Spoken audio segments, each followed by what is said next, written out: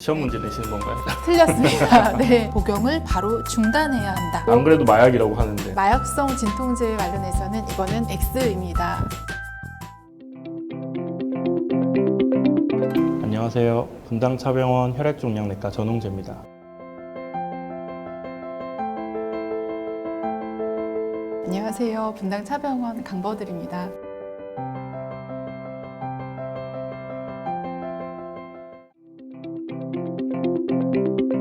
그럼 그 암성 통증에 관해서 팩트 체크를 한번 해보겠습니다. 시험 문제 내시는 건가요? 네, 선생님께서 답을 다 알고 계실 텐데 그 환자분의 환자분의 입장에서, 마음으로, 네, 제가 선생님이 답을 진료하신 해보도록 환자분들의 하겠습니다. 마음으로 답을 해주셨으면 좋겠습니다. 자꾸 아프다고 하면 담당 의사의 관심이 분산돼서 암 치료 결과가 나빠질 수 있다. 환자분들은 그렇게 생각하실 것 같은데 O 하겠습니다. 네, 틀렸습니다. 네, 근데 실제로 설문을 해보면은 암 치료받는 환자의 절반 이상이 이렇게 생각을 하신다라고 합니다. 그렇죠. 네, 그래서 치료를 하는 의사의 주의를 분산시켜서 치료를 잘 못 받거나 네. 그런 환자분들이 너무 착하죠. 예, 네. 걱정을 하셔가지고 그런 경우가 많은데 이것이 아니라는 거 잘 알아주시면 좋을 것 같습니다. 적극적으로 통증은 얘기를 해주시는 게 오히려 앞으로의 치료에도 경과에도 더 도움이 될 수 있다라고 네. 생각하면 되겠네요. 맞습니다. 두 번째 문제입니다. 마약성 진통제를 복용하고 어지럽거나 메스꺼리는 증상이 발생하면 복용을 바로 중단해야 한다. 예, 부작용이 나타났을 테니까 그럴 것 같은데 O 하겠습니다. 네, 이거 역시 오답입니다. 네, 실제로 환자분들이 마약성 진통제를 처음 복용하고 나서 약간 어지럽거나 졸리거나 울렁거리는 증상이 나타나면은 굉장히 겁을 먹으시면서 나는 이 약이 안 맞나 봐. 그리고 네, 안 그래도 마약이라고 하는데. 예, 겁을 많이 먹고 드셨는데 그런 문제가 생기면은 이렇게 너무 금방 포기하시는 경우가 굉장히 많다라고 합니다. 그런데 보통 마약성 진통제는 초기 이제 2, 3일 처음 복용하는 2, 3일이나 맞아요. 아니면 용량을 늘린 그 며칠 적응 사이가 기간이 필요하죠. 예, 제일 힘들어서 그 사이에는 주치의사 선생님이랑 상의해가지고 그런 증상을 조절할 수 있도록 하고 그래서 그 적응 기간이 지나가면은 그 뒤에는 통증은 안정적으로 조절되면서 부작용이 없이 잘 복용을 할 수 있습니다. 그렇기 때문에 그런 부작용이 생긴다고 무조건 약을 중단하는 것은 아닙니다. 네, 마약성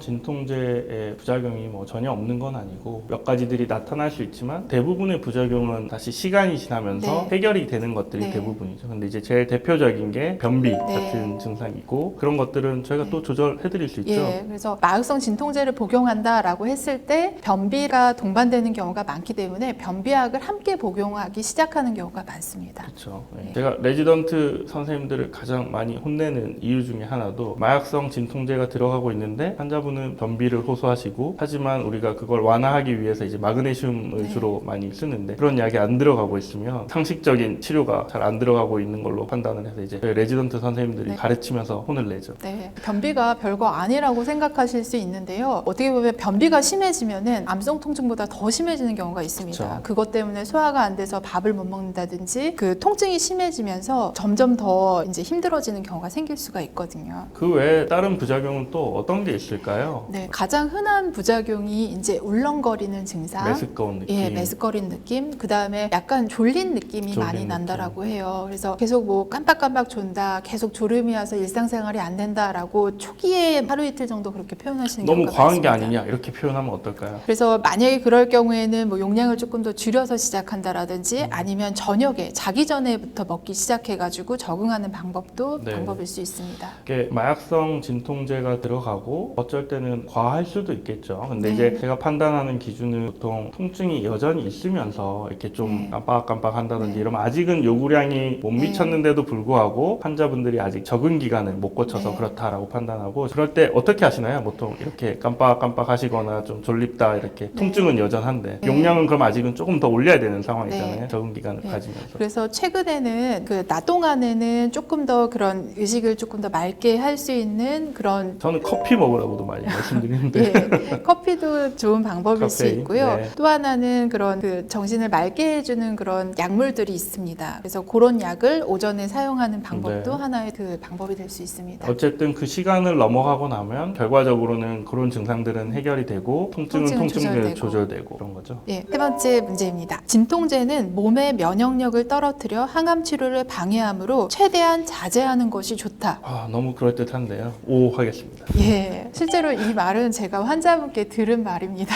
예. 환자분들이 이거 먹으면 내 면역력이 떨어져서 더 몸이 안 좋아질 수 있어서 안 먹겠다라고 표현하시는 경우가 많은데요. 저희가 통증 조절이 잘 안 돼서 밤에 잠도 못 자고 피곤하고 맞아요. 밥도 그런데도 못 먹고 안 드시는 분이 계시죠. 예. 그러면은 오히려 면역력이 더 떨어집니다. 맞아요. 오히려 밤에 잘 자고 안 아프게 식사하고 운동하고 그러면서 체력이 좋아지면은 항암 치료도 훨씬 더 잘 받을 수 있습니다. 네. 통증이 제가 생각할 때는 우리가 어떤 치료를 한다는 건 사실 고급 단계고 암 환자분들의 통증을 조절해줘야 되는 거는 아주 기본적인 네. 치료라고 생각이 들고 그 출발선에 쓸 수 있게 해주는 게 바로 통증 조절이 아닐까 생각이 드네요. 다음 문제입니다. 예, 진통제는 담당 의사에게만 처방받기보다는 여러 과 진료를 보면서 다양한 약제를 복용하는 것이 도움이 된다. 그렇죠. 요즘 약도 많고 그리고 통증 전문가들도 많고 하니까 여러 선생님 보면 또 좋은 해결책이 있을 것 같아서 저는 O 한번 해보겠습니다. 마약성 진통제 관련해서는 이거는 X입니다. 예, 왜냐면은 그 마약성 진통제 같은 경우에는 여러 다양한 분들이 처방을 하게 되면은 처방이 중복되면서 그렇죠. 과도한 그런 용량을 처방받을 수도 있기 때문에 마약성 진통제 같은 경우에는 주치의사랑 상의해서 맞아요. 주치의 또는 이제 완화 진료를 보신 그 선생님이랑 상의해서 한 분이 이제 처방을 받는 건 낫고 거기에 추가적으로 필요한 시술이라든지 방사선 치료라든지 이런 게 있다 그러면은 거기에 같이 협의 진료를 통해서 그렇죠. 하는 주치의 게 선생님이 네. 결정을 하셔서 네, 거기에 네. 더하거나 빼거나 이렇게 네. 한 분이 좀 중추적인 역할을 할 수 있는 네. 게 굉장히 중요하겠죠. 예, 실제로 이제 요즘에 그 마취통증의학과 뭐 통증 클리닉들이 늘어나면서 암 환자분들이 거기서 뭐 시술을 받거나 이러는 경우가 되게 많아요. 근데 실제로 이제 그런 병원에서 뭐 CT나 MRI를 꼭 찍고서는 그런 시술을 하는 경우가 드물기 때문에 심지어 암이 있는 곳에 그런 시술을 받아서 문제가 되는 경우도 있습니다. 그렇죠. 예. 주치의와 반드시 상의를 하고 통증은 조절할 필요가 있겠네요. 네, 가장 중요하다라고 할 수 있습니다. 다음 문제입니다. 약으로 조절이 안 되는 통증이 있을 수 있다. 예, 저는 암 통증이 그렇게 쉽게 다 잡힐 것 같지 않아서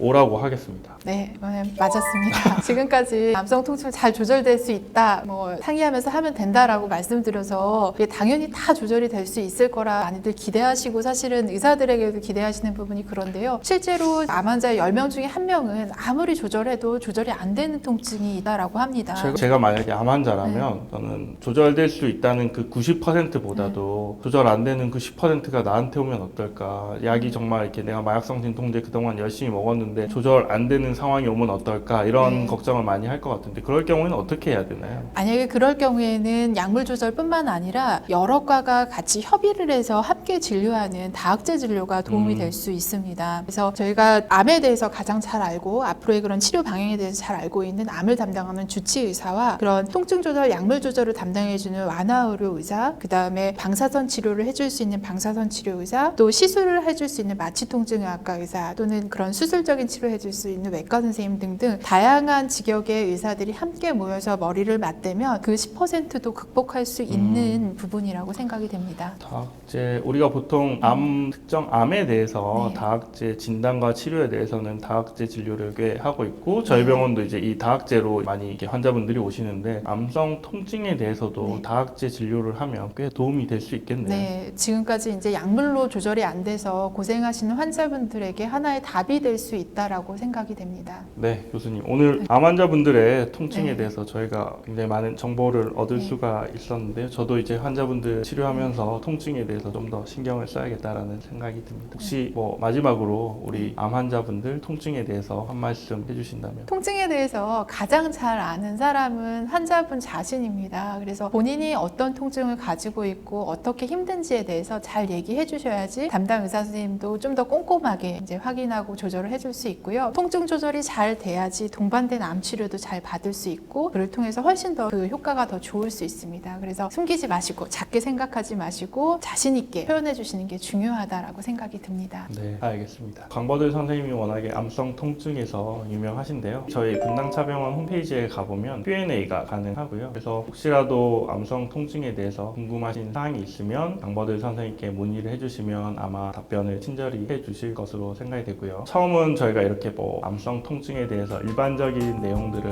많이 말씀드렸는데요. 다음에 기회가 된다면 저희는 뭐 여러 가지 질문이나 환자분들 케이스들 가지고 저희가 어떻게 치료했는지에 대해서도 한번 말씀드릴 수 있으면